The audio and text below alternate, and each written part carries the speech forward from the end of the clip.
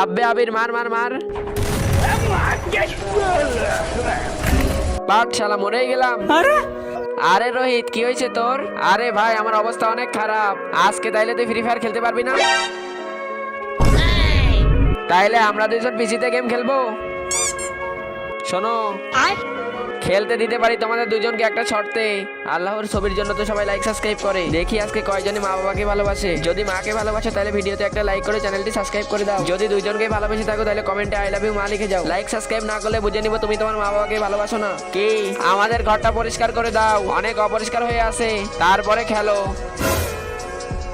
চলো अब मौका है कुछ खास दिखा जलवा दिखा जलवा मंजिल खुद आई पास दिखा जलवा अब मौका है कुछ खास दिखा जलवा मंजिल खुद आई पास दिखा जलवा